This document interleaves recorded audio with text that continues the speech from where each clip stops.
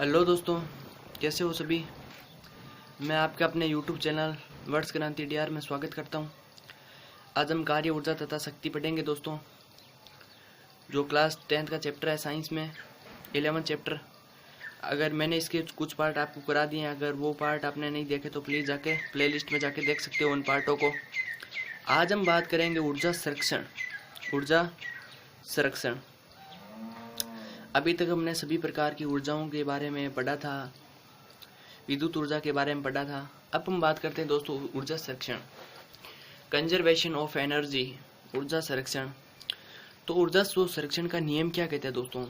ऊर्जा संरक्षण का नियम कहता है कि अगर कोई पदार्थ, ऊर्जा जो होती है वो प्रकृति में कभी नष्ट नहीं होती है। कहने का मतलब है अगर सूर्य से वो ऊर्जा हमें प्राप्त हो रही है, जैसे सूर्य से मिलने वाली जो ऊर्जा है, सौर ऊर्जा, वो हमें प्राप्त हो रही है, तो उसका उपयोग हमारे यहाँ के पेड़ पौधे करते हैं, वो उनको ख़त्म नहीं करते। उस जो सूर्य से आने वाली जो ऊर्जा है, सौर ऊर्जा, उसको दूसरी ऊर्जा में रूपांतरित करके अपना भोजन बनाते हैं, और वही दूसरी ऊर्जा जो होती है वो हमारे पास पहुँचती है, हम उसका दूसरी ऊर्जा में उपयोग करते हैं। जैसे हम कुछ कार्य करते हैं तो हमें गतिज ऊर्जा भी होती है हमारे पास, स्थितिज ऊर्जा भी होती है, यांत्रिक ऊर्जा होती है। और जब यही आंतरिक ऊर्जा हम उस कार्य को करते हैं तो वो उस कार्य में चली जाती है। इस प्रकार ये ऊर्जा जो होती है वो कभी प्रकृति में खत्म नहीं होती, इसके एक रूप को दूसरे रूप में बदला जा सकता है। क्लियर हो गए दोस्तों, इसके बारे में लिख देते हैं हम। ऊर्जा संरक्षण, ऊर्जा संरक्षण के नियम अनुसार ऊर्जा संरक्षण के नियम के अनुसार किसी विलगित निकाय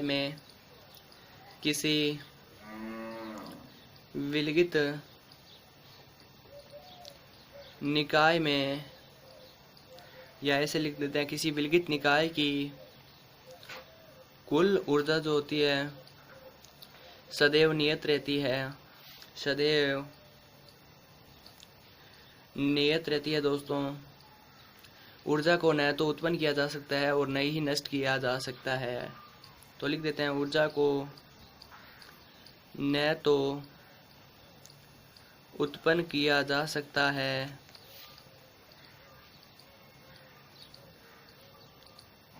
व न ही इसे नष्ट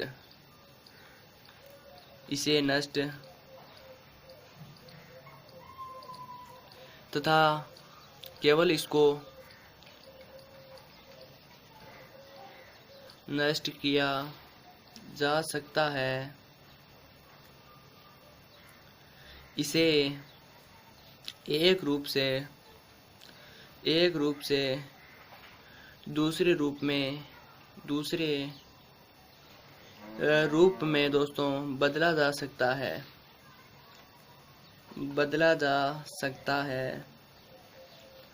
यही दोस्तों ऊर्जा संरक्षण का नियम है। ऊर्जा संरक्षण का नियम आपको समझ आया होगा। ऊर्जा संरक्षण के नियम के अनुसार किसी विलगित निकाय की कुल ऊर्जा सदैव नियत रहती है। ऊर्जा को न तो उत्पन्न किया जा सकता है और न ही इसे नष्ट किया जा सकता है। इसे एक रूप से दूसरे रूप में बदला जा सकता है। अब दोस्तों देखते हैं कि ऊर्जा जो होती है वो कभी कभी, जैसे हम बल्ब जलाते हैं, बल्ब क्यों जलाते हैं, क्योंकि हमें प्रकाश चाहिए और प्रकाश ऊर्जा के लिए हम बल्ब जलाते हैं।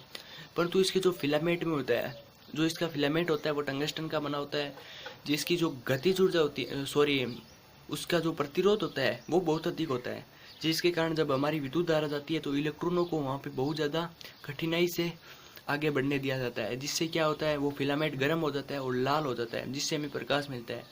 तो वहाँ पे ऊष्मा के रूप में हमारी ऊर्जा जो होती है क्षय होती है। तो मैं यहाँ लिख देता हूँ ऊर्जा का क्षय।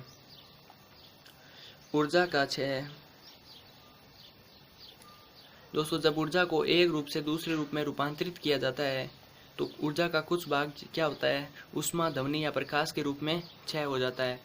तो जब ऊर्जा को एक रूप से दूसरे स्वरूप में रूपांतरित किया जाता है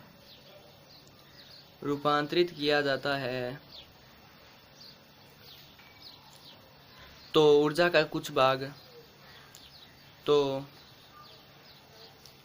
ऊर्जा का कुछ भाग दोस्तों क्षय हो जाता है, क्षय हो जाता है। अर्थात ऊर्जा का कुछ भाग उसकी हमें आवश्यकता नहीं होती है, उसका उत्पादन हो जाता है। अर्थात मैं यहाँ पे लिख देता हूँ, अर्थात ऊर्जा का कुछ भाग अनावश्यक उत्पन्न हो जाता है, जिसकी हमें आवश्यकता नहीं होती, दोस्तों, आवश्यकता नहीं होती है। अर्थात हम 100% निकाय नहीं बना सकते।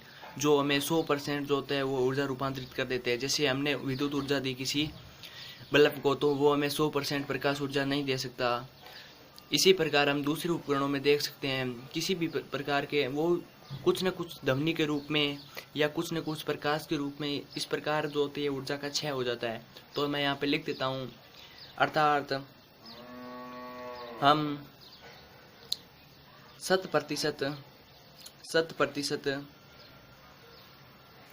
निकाय नहीं बना सकते।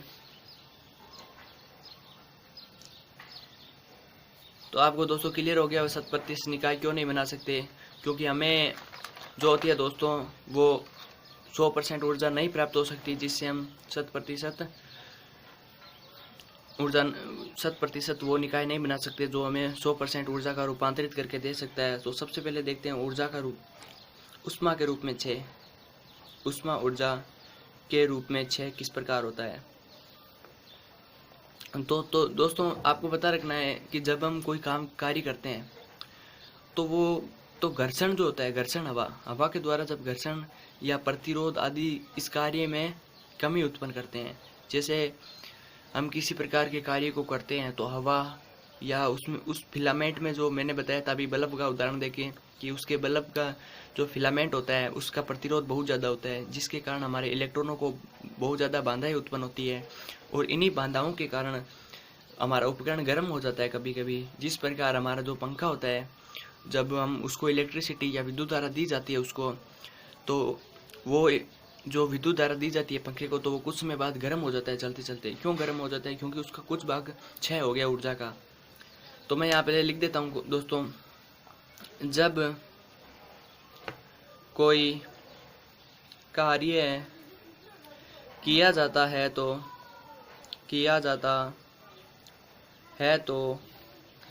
घर्षण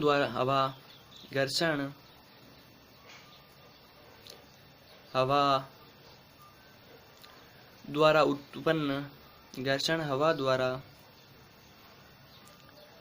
उत्पन्न प्रतिरोध एवं विभिन्न प्रतिबाधाओं एवं अलग अलग प्रकार या विभिन्न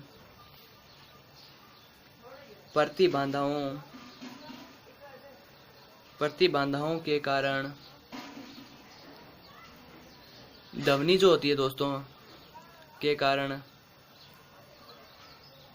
या इस प्रकार लिख सकते हैं, प्रतिबाधाओं के कारण कार्य करने की क्षमता में कमी आ जाती है। कार्य करने की क्षमताओं में कमी आ जाती है। तो दोस्तों उम्मीद करूंगा आपको ये सेशन पसंद आ रहा होगा। तो प्लीज़ लाइक कमेंट ज़रूर करना दोस्तों। कमी आ जाती है, सामान्यतः वस्तु गर्म हो जाती है। सामान्यतः वस्तु गर्म हो जाती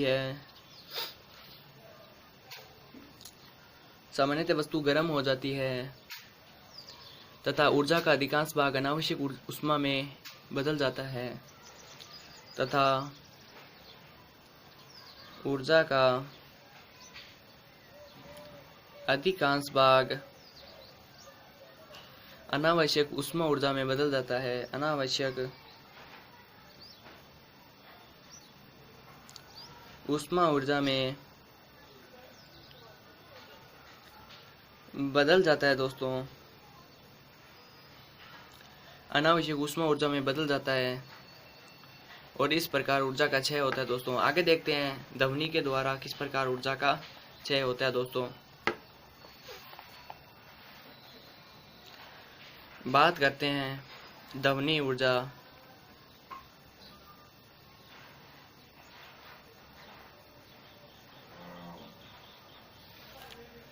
दिखाई दे रहा होगा दोस्तों ध्वनि ऊर्जा।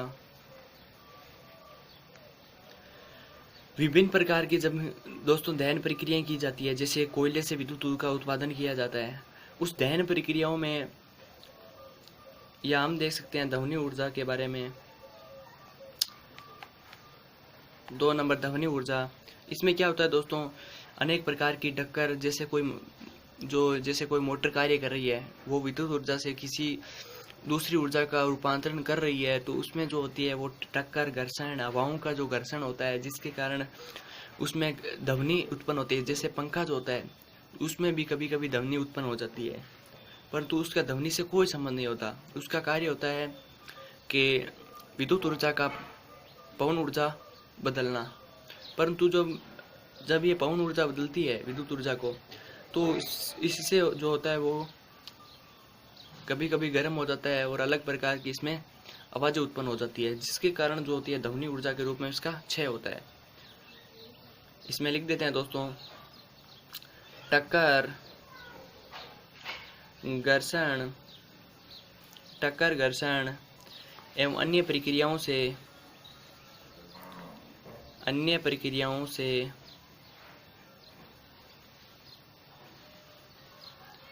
कुछ भाग ध्वनि ऊर्जा के रूप में भी क्षय हो जाता है।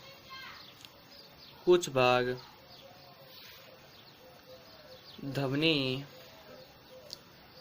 ऊर्जा के रूप में भी क्षय हो जाता है। इसी प्रकार प्रकाश ऊर्जा से क्षय किस प्रकार देखते हैं दोस्तों।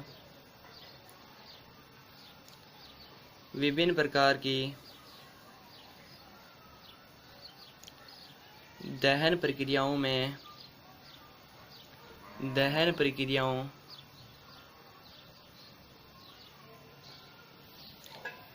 विभिन्न प्रकार की जो दोस्तों दहन प्रक्रियाएं होती है, दहन प्रक्रियाओं में या दहन प्रक्रियाओं से क्या होता है दोस्तों, कुछ भाग जो होता है वो ऊर्जा का प्रकाश ऊर्जा के रूप में अनुपयोगी होकर क्षय हो जाता है। तो यहाँ पे लिख देता हूँ, प्रक्रियाओं में ऊर्जा का कुछ भाग अनावश्यक प्रकाश ऊर्जा में बदल जाता है या प्रकाश ऊर्जा में बदल जाता है। प्रकाश ऊर्जा के बारे में देखा दोस्तों, विभिन्न प्रकार की दहन प्रक्रियाओं से ऊर्जा का कुछ भाग अनावश्यक प्रकाश ऊर्जा में बदल जाता है। अब इसको उपाय देख देते हैं, इसको कम करने के उपाय। ऊर्जा क्षय को कम करने के उपाय देखते हैं दोस्तों।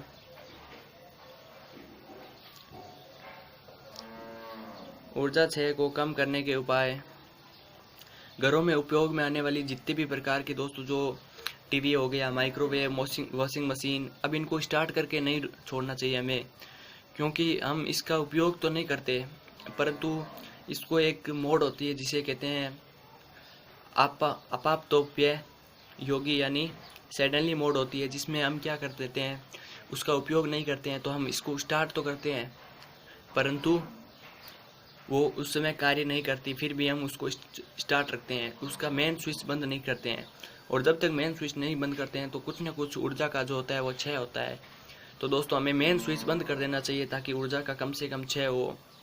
और वर्तमान में जो दोस्तों उच्च ऊर्जा दक्षता के जैसे पंखे, रेफ्रिजरेटर, फ्रिज कहते हैं जिसको, वॉशिंग मशीन, इनको क्या करना चाहिए दोस्तों, जो उच्च ऊर्जा दक्षता वाले होते हैं उपकरण, उनको खरीदना चाहिए, ताकि वो 100% तो नहीं परंतु अधिकतर जो परसेंट है, कहने का मतलब है शुद्ध रूप से वो ऊर्जा का रूपांतरण दे सकते हैं, उनका उपयोग करना चाहिए दोस्तों। और बिजली का उपयोग कम करने के लिए हमें एलईडी जैसे लाइटों का भी इस्तेमाल करना चाहिए। एलईडी लाइटों, सीएफएल आदि का प्रयोग करना चाहिए, ताकि जब जब हमें तो यहाँ पे इसका कोई पता नहीं चलता है, परंतु जब कारखानों में और में विद्युत ऊर्जा का उत्पादन किया जाता है तो अनेक प्रकार की CO2 जैसे सल्फर डाइऑक्साइड, उस प्रकार की गैसें निकलती है। तो इसलिए हम अगर घरों में इसका उपयोग करेंगे, एलईडी, सीएफएल इत्यादि का उपयोग करेंगे अधिक मात्रा में, तो हमें ऊर्जा की कम आवश्यकता होगी। विद्युत ऊर्जा की कम आवश्यकता होने पर जो विद्युत उत्पादन है वो कम होगा, जिससे हमें कार्बन डाइऑक्साइड, सल्फर डाइऑक्साइड की मात्रा में वातावरण में कमी आएगी। तो दोस्तों इसमें लिख लेते हैं हम घरों में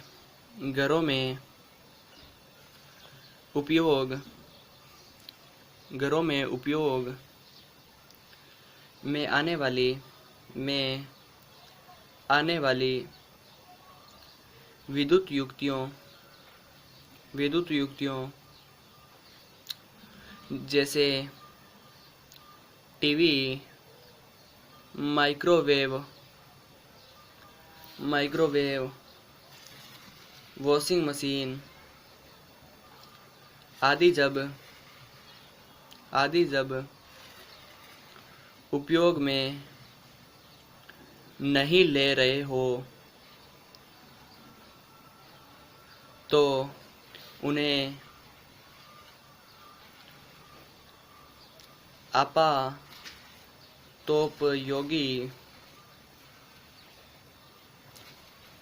यानी सडनली मोड जो होता है, कहने का मतलब है मेन स्विच इसका ऑफ नहीं होता है, अवस्था में रखने से कुछ ऊर्जा का क्षय होता है। रखने से कुछ ऊर्जा का क्या होता है दोस्तों, कुछ ऊर्जा का क्षय होता है। अतः इन्हें उपयोग में नहीं लेना हो तो स्विच ऑफ कर देना चाहिए। इन्हें उपयोग में नहीं लेना हो तो स्विच ऑफ कर देना चाहिए। क्लियर हो गया दोस्तों। घरों में उपयोग में आने वाली विद्युत युक्तियों जैसे टीवी, माइक्रोवेव, वॉशिंग मशीन आदि जब उपयोग में नहीं ले रहे होते हो तो हमें आपात या जिसे आपातोपयोगी अवस्था कहते हैं उसमें नहीं रखना चाहिए, मेन स्विच को बंद कर देना चाहिए। जैसे अब आगे देखते हैं, वर्तमान में वाहन, पंखे, रेफ्रिजरेटर, वॉशिंग मशीन, वातानुकूलन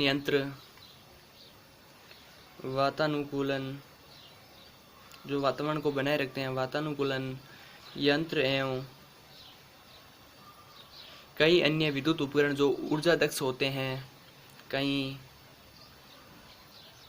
अन्य विद्युत उपकरण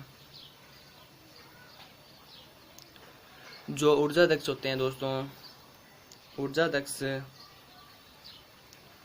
होते हैं, इनका उपयोग करना चाहिए। इनका उपयोग करना चाहिए। बिजली का उपयोग कम करने के लिए हमें घरों में बिजली का उपयोग कम करने के लिए हमें घरों में CFL व LED लाइटों का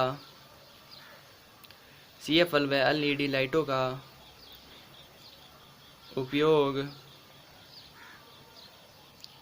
करना चाहिए, जिससे विद्युत उत्पादन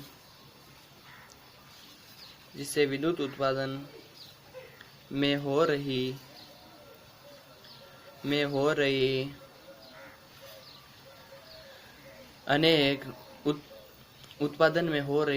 अनेक समस्याओं